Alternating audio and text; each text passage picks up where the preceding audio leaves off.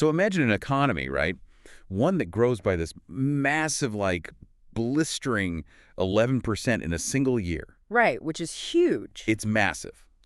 But then, and this is the crazy part, it completely collapses by almost 10% shortly after. Just a total free fall. Yeah, exactly. And, hearing that, you might think we're talking about some fragile, tiny nation, or maybe, I don't know, a newly formed state that's just struggling to find its footing. Sure, a developing economy with no foundation. Right. But we're actually talking about a country of 127 million people, a country sitting right next to the world's biggest consumer market, boasting one of the most complex transitional economies on the planet. We are talking about Mexico. It's a staggering dichotomy, honestly. And I think it perfectly illustrates why relying on standard economic summaries just leaves us completely blind to reality most of the time. Well, overly blind. Because, we crave these neat narratives. We want a predictable story where developing nation simply marches up this linear staircase toward high income status. Right. Step 1, step 2, step 3.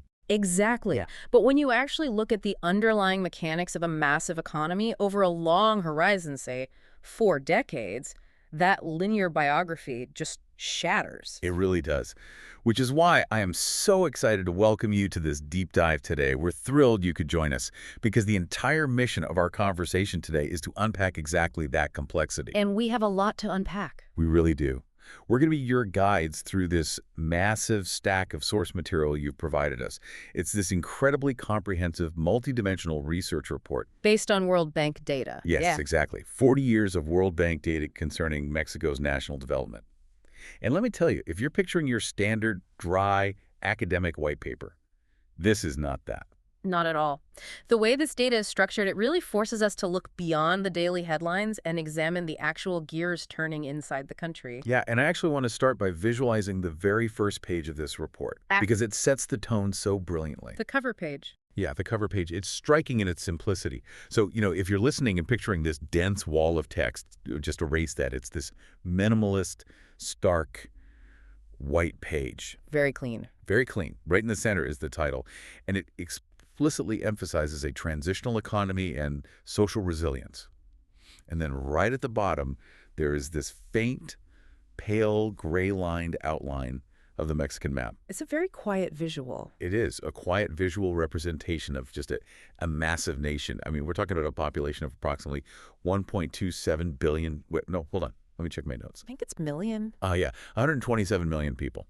I always do that. I get the scale of the Americas mixed up with like India or China. It's an easy mistake, but yeah, 127 million. Still, 127 million is a massive, formidable population. Yeah. And it spans this sprawling, was it 1,943,950 square kilometers? The visual design you mentioned, it's very deliberate. It strips away all the daily political noise, the news cycles, and it forces the reader to just focus on the foundational reality of the country. And to make sense of a country that large, the report uses a really fascinating analytical framework. It doesn't just look at GDP and call it a day, right? No, not at all. It analyzes Mexico's development across 5 core dimensions. We're looking at economic growth, demographic structure, educational capital, digital infrastructure, and governance quality. It's essentially taking a full 360-degree view of the nation's engine. Exactly. But before we get into the actual findings, there's something on page 2 of this report that really caught my eye. It's in the methodology section. Oh, right. Yeah, it says the researchers used descriptive statistics and trend analysis spanning over 40 years, which, makes sense. But then it explicitly states that they adjusted for baseline year interference. Yes, that's a key point. And I have to admit, that sounds like intense economic jargon. Like, if you're listening right now and wondering what baseline year interference actually means for the validity of this data, you're not alone. I had to look at it twice. Why is that specific adjustment so crucial here? Well, it's a bit more complicated than just adjusting for inflation, though that's definitely part of it. Okay. Let me break it down. When you look at economic data over 4 decades, 40 years of global changes currencies fluctuate wildly, right? Oh, yeah. Massive fluctuations. Purchasing power shifts, and countries frequently change the way they calculate their gross domestic product. They periodically update their base year to better reflect the current structure of their economy. Okay, so how does that distort the picture if they don't adjust for it? Imagine a loaf of bread costs, say, 10 pesos in 1990. If you just look at the raw, nominal data, a loaf of bread today might cost 40 pesos. Right, just because of inflation. Exactly.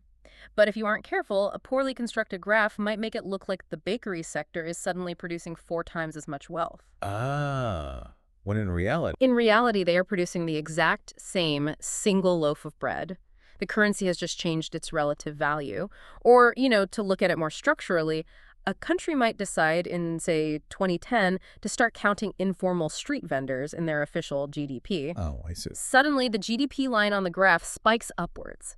It looks like the country got vastly richer overnight, but they didn't. They just changed the math. It's a statistical illusion. Precisely. It's an illusion. By explicitly eliminating that baseline year interference, as this report notes right there on page 2, the researchers ensure we are looking at a continuous, true narrative. It's apples to apples. Apples to apples across 40 years.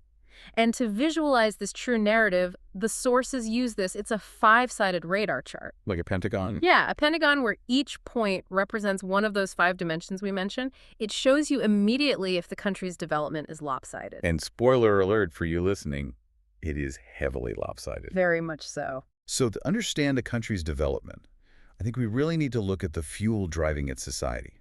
Let's dig into the overarching macroeconomic data the report presents on page 3. This is where we see that extreme volatility you mentioned in the introduction. The roller coaster. Yes. The report provides a line chart of Mexico's gross national income, or GNI, per capita growth rates from 1960 all the way up to 2022.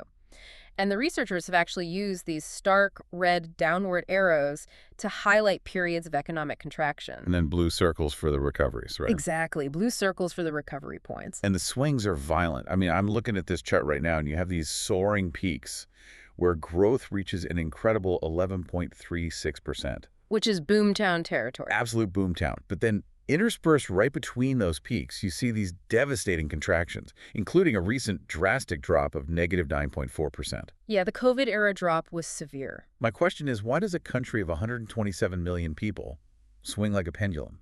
Like, why is it so erratic? Well, we have to look beyond the raw numbers and ask what mechanisms drive those swings. A mature, deeply diversified economy, say Germany or Japan, it doesn't typically swing between double-digit growth and near double-digit contraction like that. Right, they're much flatter. That specific jagged pattern in Mexico's data indicates a profound structural vulnerability to external shocks and commodity cycles. External shocks, like what? When global demand for oil or, specific manufactured goods is high, the Mexican economy runs red hot. But when global markets sneeze, the Mexican economy catches pneumonia. Ah, I see. It's heavily, heavily tied to the cyclical whims of its primary trading partners and the global commodities market. Okay, let's unpack this for a second. Looking at this intense volatility, is Mexico's economy kind of like a household that relies entirely on seasonal, unpredictable commission checks? Emission check. Yeah, the type of household, like they buy a brand new sports car in the good years when the big sales commissions roll in. Right. But then they can't pay the electric bill in the bad years because they have zero stable underlying salary to depend on. Is it basically all based on external dependencies? You're definitely on the right track with the commission check analogy. But honestly, the data tells a slightly deeper and I'd say more concerning story than just unpredictable income. Oh, really? How so? Because it's not just that the income is seasonal, it's about what they're actually selling to get that income. And this brings us to a crucial metric highlighted over on page 4 of your report. Page 4. Oh, the adjusted net savings. Yes, adjusted net savings as a percentage of GNI. How is that different from just looking at a country's standard GDP or regular national savings? Because I feel like we only ever hear about GDP in the news. It's radically different, and it's honestly one of the most revealing numbers in this entire data set. Standard GDP can be highly, highly deceptive. Why? Let's say a country chops down every single tree in its primeval forests and sells the timber. Standard GDP goes up. The economy looks like it's booming. Because there's a flurry of economic activity. I mean, people are getting paid, chainsaws are being bought, timber's being exported. Exactly. The cash register is ringing. But adjusted net savings, or ANS, it looks at the underlying math of true long-term sustainability. Okay. It starts with standard national savings, but then it adds and subtracts very specific things. It adds investments in human capital, specifically education expenditure. Because educating a child isn't just a sunk cost. Right, it's not just an expense, it's building future wealth, it's an investment. But then, crucially, ANS subtracts the cost of natural resource depletion. Wait, wow. So it actively deducts the value of the environment that's being consumed to generate that GDP. Yes, it subtracts the depletion of coal, crude oil, natural gas, and minerals, copper, gold, zinc. It also subtracts the estimated environmental damage from carbon dioxide emissions. That is The fascinating. visual in the report is great here, actually. It uses a green upward arrow for those education investments, and then a heavy, dark gray downward arrow for the natural resource depletion. And what does the data trend actually show? Well, the trend is troubling. In the early 2000s, Mexico's adjusted net savings was at a high of 11.6% of GNI. Okay, 11.6. But recently, it's been fluctuating between just 5.6% and 7.6%. So it's been cut in half. Almost exactly in half, yes. Wow. So if I'm following this, when we see their adjusted net savings dropping so significantly, it tells us that a large portion of their so-called economic growth over the last couple of decades is actually just the liquidation of their natural assets. That's precisely what it means. To tweak my earlier analogy, they aren't just living on unpredictable commission checks. They are literally selling the furniture and pulling the copper wiring out of the walls to pay the rent. That is exactly what the math is suggesting. They are extracting wealth from the ground, which creates the illusion of income, right?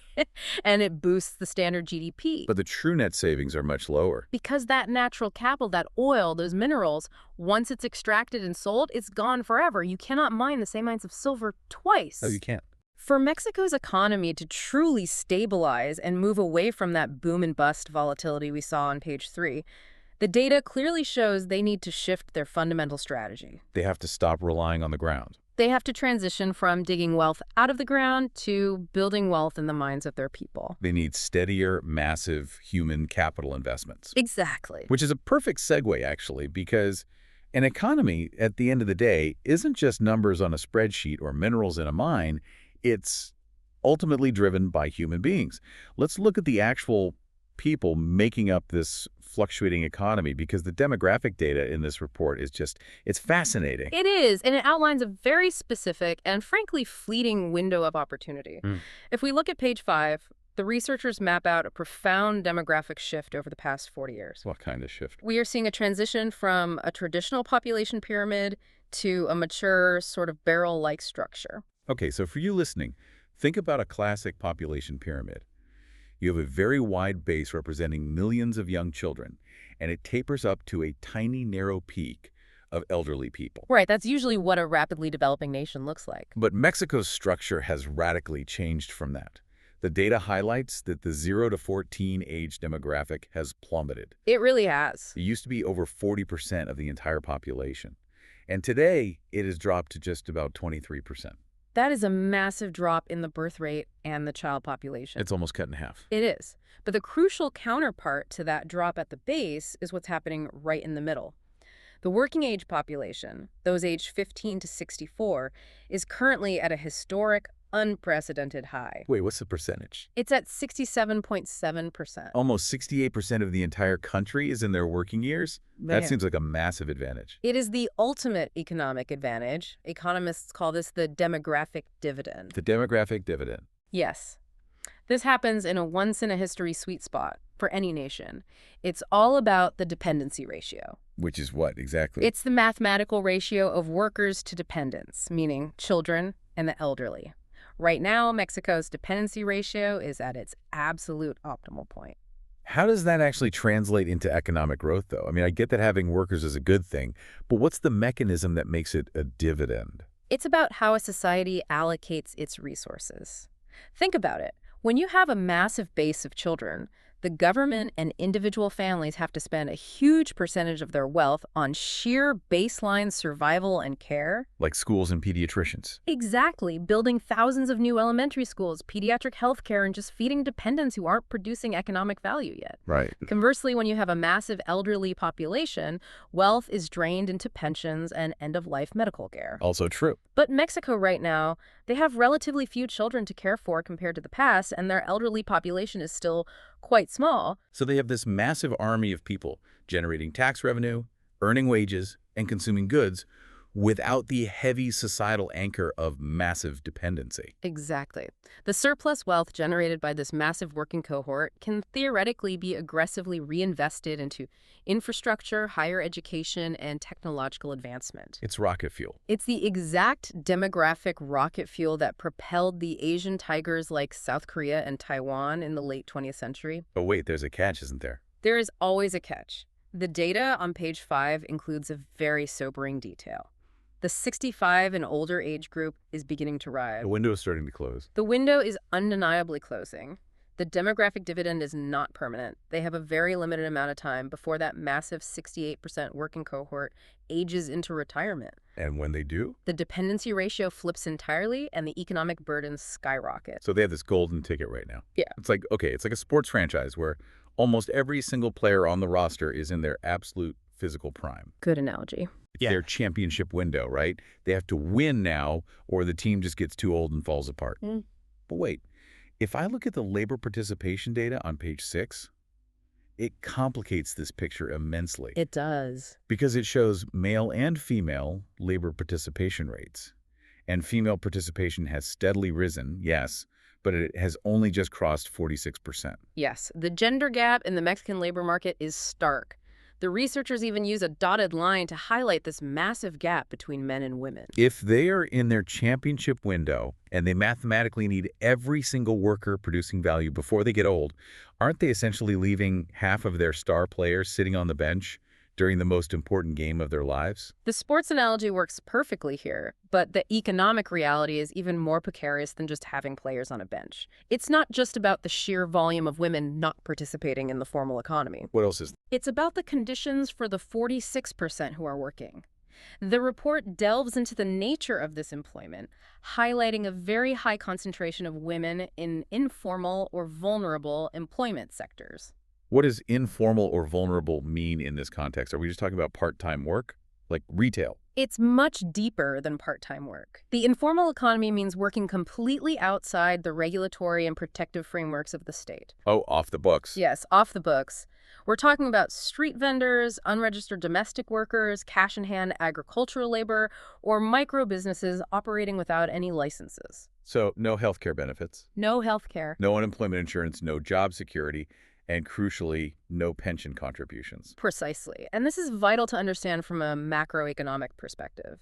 When a huge swath of your female workforce is in the informal sector, they are highly susceptible to economic shocks. Right, if a pandemic hits. If a pandemic hits or a recession occurs, they lose their income instantly with zero safety net. Which cascades through the whole economy. Furthermore, informal workers generally do not pay income taxes, Oh, true. which starves the state of the revenue it desperately needs to invest in that human capital we talked about earlier.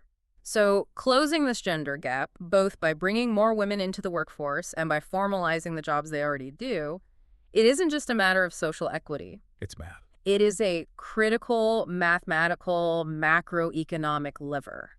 Mexico absolutely must unleash this latent productivity to maximize its demographic dividend. They don't. If they only utilize a fraction of their potential workforce in the formal economy, this historical demographic window will slam shut before they reach high income status. Okay, so they need to get everyone on the field, formalize the work, and maximize this prime age workforce.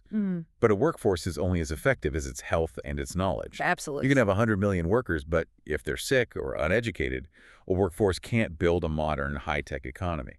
Which brings us to a really fascinating paradox in the data regarding human capital. How equipped are these workers for the modern global economy? This is where the source material presents a profound duality. You see both monumental triumphs and critical failures occurring simultaneously. I want to focus on the triumphs first, because looking at the data on pages 7 and 9, there are two massive, undeniable developmental wins that honestly deserve a standing ovation. The public health and literacy data. Yes. First, let's look at public health. The infant mortality rate, specifically children under 5 years old dying per 1,000 live births, has absolutely plummeted. It's a beautiful trend line to see. The researchers actually drew a steep downward curve with an arrow explicitly noting a decrease of over 90%.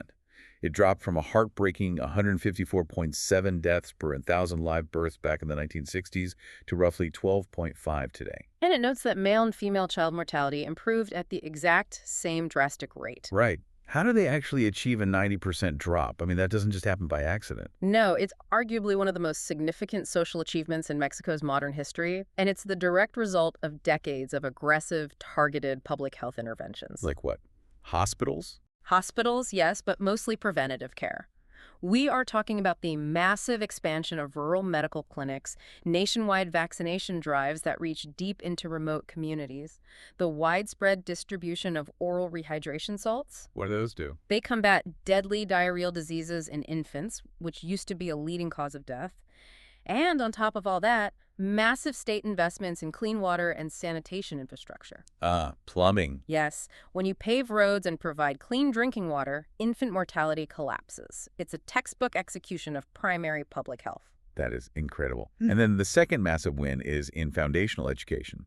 The data for youth literacy, looking at ages 15 to 24, is now over 99%. Almost total youth literacy. And not just that, the report highlights a gender parity index, or GPI, of exactly 1.0. Yes, the visual in the report uses a little green circle with a check mark to highlight that 1.0 figure. What does 1.0 mean mathematically? It means there is complete statistical equality between young men and young women in basic literacy. For every literate young man, there is a literate young woman. Exactly. So if you're looking at this from the outside, you might think, they've done it. They cured the foundational societal ills. They have a healthy, literate, massive generation of young people ready to work. And we must give credit where it's due. They have successfully created a massive, capable labor pool. They have completely solved the baseline requirements for a functioning industrial workforce. You need basic literacy to read an assembly manual. Exactly. And you need basic health to work a 40-hour week on a factory floor. However, the data reveals a severe bottleneck the moment you look at the very next level of development. Right. Here is where it gets really interesting and honestly a bit baffling. Yeah. They nailed the foundations. But if we turn over to page 8, looking at higher education and research and development, the numbers just fall off a cliff. They really do. The data shows the percentage of the population over 25 with a bachelor's degree or higher is severely lagging. But the really shocking number is the R&D expenditure. The research and development spending. Yeah. It's flatlining. It historically hovers between a minuscule 0.2% and 0.4% of GDP. And they only have about 217 to 230 researchers per million people. The report actually uses a red circle to highlight how flat this curve is compared to global averages. It's a staggering drop-off. To me, making sense of this data, it's like they built a sprawling, state-of-the-art smartphone factory. Yeah. They have millions of healthy, literate workers on the assembly line ready to put the pieces together. Good analogy. But they completely forgot to hire any software engineers or microchip designers to invent the next model. Yeah. Why is the transition from a literate workforce to a high-value, innovative workforce so broken? What you were describing is a classic structural trap that development economists refer to as the innovation shortboard. The innovation shortboard, like a piece of wood. Yes, imagine a wooden barrel made of several vertical boards. The barrel can only hold water up to the height of its shortest board. Oh, right. Any water above that just spills out. Exactly. It spills out and is wasted. In Mexico's case, their basic education board and their public health board are very tall. They hold a lot of potential, but their higher education and R&D boards are critically, dangerously short. So all that potential from the healthy, literate 18-year-olds just spills out because there's nowhere for it to go in their own country. Precisely. The pipeline leaks. Without successfully transforming that primary education triumph into high rates of university degrees in STEM fields, science, technology, engineering, and mathematics, and without robust public and private investment in R&D, Mexico remains trapped. Trapped as the builders, not the architects. Yes, they have the human capital to assemble the smartphone, to use your analogy, but they lack the institutional funding and research ecosystems to invent the proprietary software that runs it, or to patent the next generation of battery technology. Which is the difference between a low-wage, low-margin economy and a high-tech, high-margin economy. Absolutely. Yeah. To leap from a middle-income country to a high-income country, you cannot just manufacture other people's designs. You have to create the intellectual property. Because whoever owns the patent gets the real money. Intellectual property is where the massive wealth is generated, but at 0.3% of GDP for R&D, the incentive structures just aren't there. The money isn't flowing. Universities are underfunded in research, private companies don't get the tax incentives to build labs, and you end up with what we call brain drain. Where the smartest people just leave. Exactly. Your brightest minds leave for the US or Europe to do their research because the funding is there. Okay, so if they aren't relying on domestic R&D to drive the economy, and they aren't inventing the new tech, how is Mexico competing globally? Because despite this shortboard, they are a major global economic player. They absolutely are. The answer, according to the data on pages 10 and 11, lies in mass connectivity and acting as an absolute export powerhouse. This is where we see how Mexico brilliantly and aggressively integrated itself into the global supply chain. The data on digital infrastructure here is explosive. The report illustrates this massive leapfrog effect. Internet usage skyrocketed from near zero in the early 2000s to over 70% of the population today. Which is a huge jump. But the stat that really blew my mind is the mobile cellular subscriptions. The report uses an infographic of a cell tower to show this. There are now over 140 million mobile cellular subscriptions. In a country of 127 million people. There are more active cell phones than human beings. How does that even happen? It's a perfect example of rapid technological adoption, primarily because mobile networks are much cheaper to deploy across vast mountainous geographies than laying millions of miles of traditional landline fiber. Oh, that makes total sense. You just put up a tower. Right. And as for the numbers, many people have dual SIM cards for different network coverage, or they keep separate phones for work and personal use. Ah, okay. And this mass connectivity feeds directly into their economic engine. Page 11 maps out their trade evolution. Exports have grown to represent nearly 40% of their entire GDP. It's a huge pillar of their economy. And what are they exporting?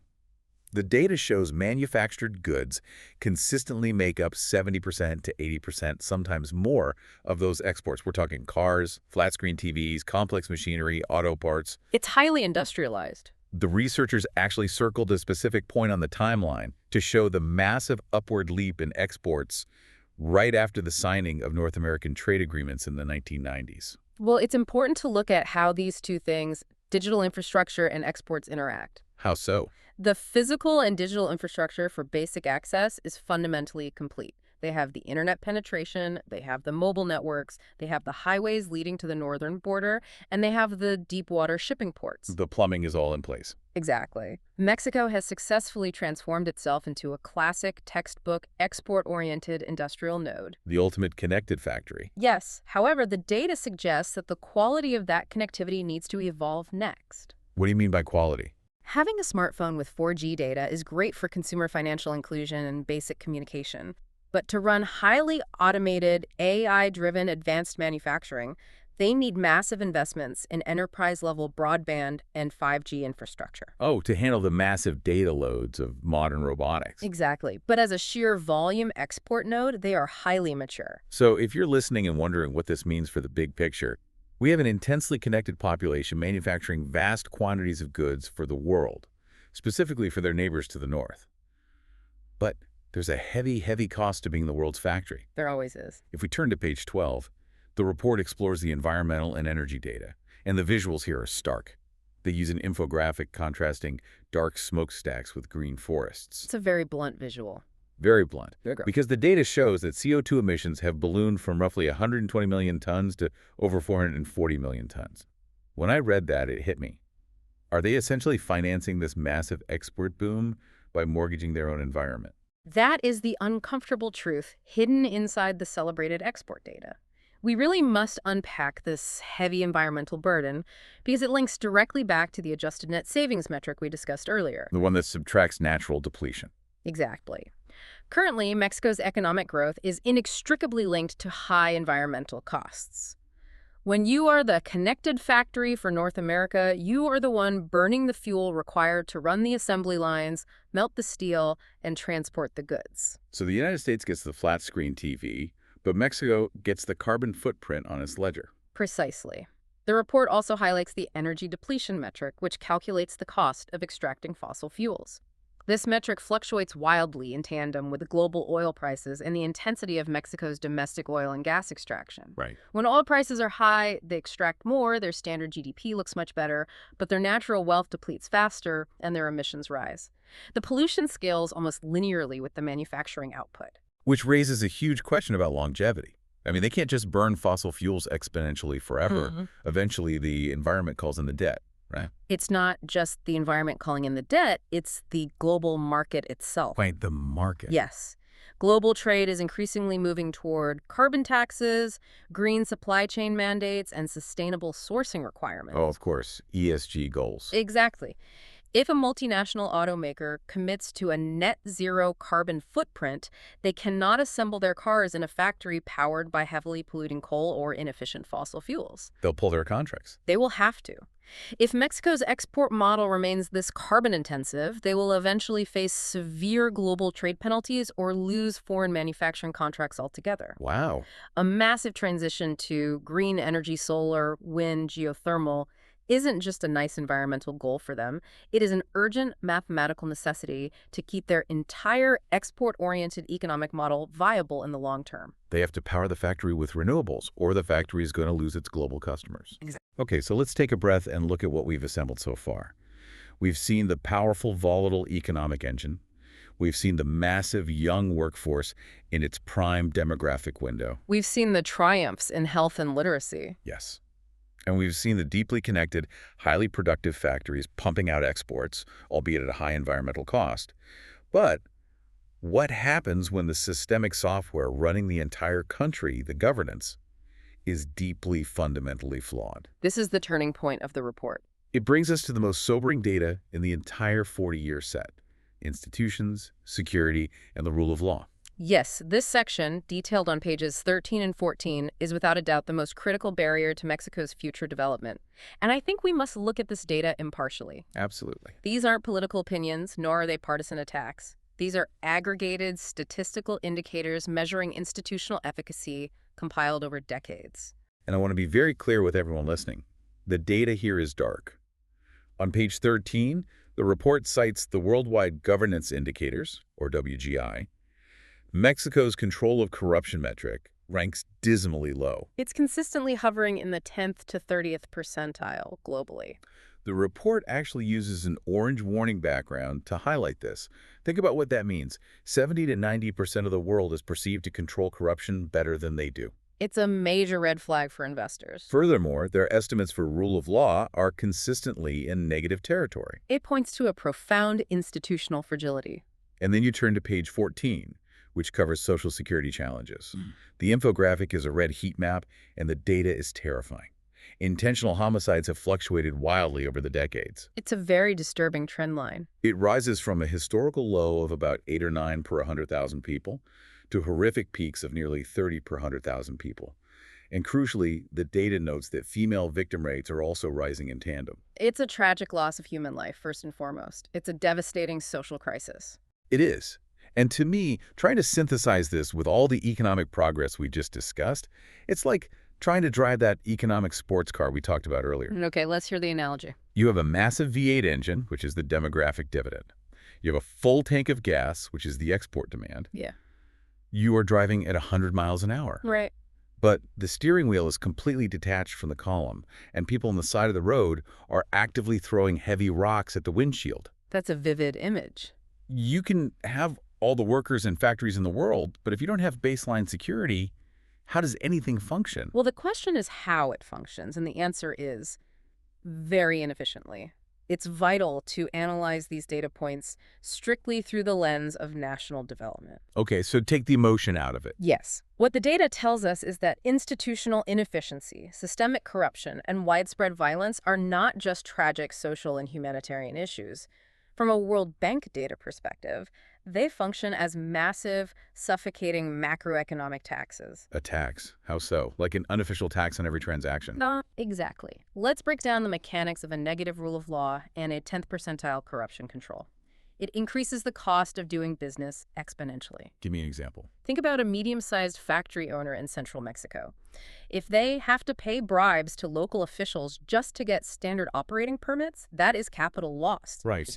If the state cannot guarantee the safety of the highways, that factory owner has to hire private armed security convoys just to transport their goods to the border. They have to invest in high walls, security cameras, and extortion payments. All of which costs an absolute fortune. Yes. And that is capital that should have been spent on the R&D we talked about earlier, or on higher wages for their workers, or on upgrading to green energy. But Instead, it is burned on sheer survival and friction. It completely erodes the profit margins and drains the rocket fuel of the demographic dividend. it's a friction that slows the whole machine down. It is, but the most damaging aspect is how it alters foreign investment. It actively repels high-value foreign direct investment. Because companies are scared. Because multinational companies are very pragmatic about risk. They might be willing to outsource basic, low-margin assembly to a high-risk area if the labor is cheap enough. They'll build the basic factory. Right. But they will not build their multi-billion-dollar state-of-the-art research laboratories, the places that generate true intellectual property and high-paying jobs. In regions where intellectual property laws aren't reliably enforced and physical security for their top engineers isn't guaranteed. No, that makes total sense. Therefore, this institutional Achilles heel acts as the absolute core barrier preventing Mexico from reaching that high-income tier of development. It traps them in the assembly phase. It keeps them as the assemblers, not the creators, which perfectly sets up the final section of this report, page 15. The synthesis. Yes, the synthesis. We need to bring all 5 of these dimensions together and look at the ultimate strategic outlook for Mexico over the next decade. The report really brings everything into a final assessment. If we look at the complete radar chart, the path forward becomes incredibly clear, even if executing it is incredibly difficult. Right. So if I'm summarizing this final radar chart for you listening, the shape is unmistakable. It's pulled heavily in one direction. Strengths are very pronounced. The strengths are undeniable and deeply embedded in reality. Mexico has a prime, unbeatable geopolitical location, sharing a massive border with the world's largest consumer market. The U.S. market. They have a massive, young, healthy workforce in their absolute prime. And they have a highly mature, hyper-connected manufacturing export system. But then you have the weaknesses pulling the shape down. Yes, the weaknesses pulling the other side of the chart down are equally clear and severe. Chronically low institutional quality, a crippling lack of R&D and higher education conversion, an economy still heavily mortgaging its environment, and a dire, costly security situation. So what does the synthesis tell us? It leads to the report's final, inescapable recommendation. The report explicitly states that for Mexico to truly succeed in the 21st century, the country must execute a fundamental systemic pivot. A pivot away from what? They have to transition away from relying on what economists call scale growth. Scale growth, meaning just adding more cheap labor to the pile and building more basic assembly factories, doing more of the same. Exactly. Scale growth has a ceiling, and Mexico is hitting it. The report argues they must achieve a quality leap. A quality leap? What are the actual mechanisms of a quality leap in policy terms? It means attacking those shortboards on the barrel. It means enhancing the rule of law to provide predictability and stability for complex investments. To bring in the labs, not just the factories. Yes. It means crushing systemic corruption to lower the hidden frictional costs of doing business. It requires aggressively, massively boosting R&D spending from that stagnant 0.3% to closer to the global average of 2% or 3% of GDP. Which takes huge political will. Massive will. And fundamentally, it means deepening education, taking those 99% literate youths and creating the university infrastructure to turn them into engineers, scientists, and software developers who can radically raise labor productivity and create domestic intellectual property. It's the only way to level up the country. They have to fix the systemic software, not just buy more hardware. It is a massive undertaking, but the data shows it is the only viable path forward. Wow. As we wrap up this deep dive into your sources, I want to leave you with a final provocative thought. A new angle to ponder that builds on everything we've meticulously unpacked today. Let's hear it. We talked at length about Mexico's demographic dividend, that massive, almost 68% working age bulge that is currently driving their autonomy. Right, the golden ticket. We established that this window is perfect right now. But we also noted the data showing that the window will eventually close as the 65 and older population begins to rise. The demographic clock is loudly ticking. It is. So think about this. If Mexico fails to execute this quality leap, if they fail to fix their R&D deficit, fail to green their energy grid, and fail to clear their institutional bottlenecks before that massive workforce ages out of their prime, they face what economists dread most. The middle income trap. The middle income trap. They risk growing old before they grow rich. It's a very real scenario where the dependency ratio inevitably flips, but the country hasn't generated the high-tech, intellectual property wealth required to support an aging population. Exactly. But the ripple effects of that failure wouldn't just be contained within Mexico's borders. Oh, not at all. The implications are global. Think about the connected factory we described. What happens to the entire North American and, honestly, the global supply chain if one of its most critical manufacturing hubs suddenly faces a graying, retiring workforce? But lacks the automation to replace them. Exactly, but lacks the high-tech automation, the domestic innovation, and the governance needed to sustain its massive output. It's not just a Mexican economic problem. It's a massive global supply chain vulnerability waiting to happen. It absolutely is. Like we said at the beginning, understanding an economy isn't like looking at a clean X-ray of a broken arm. It's murky, it's interconnected, and the stakes for the entire continent are incredibly high. It is a complex diagnostic landscape that demands our continuous critical attention. The data tells the story, but the ending hasn't been written yet. Absolutely beautifully said. Thank you so much for joining us on this deep dive into your sources. We hope this has given you some powerful new frameworks for understanding the complex mechanisms hidden inside the data. Keep digging, keep questioning the numbers behind the headlines, and we'll see you next time.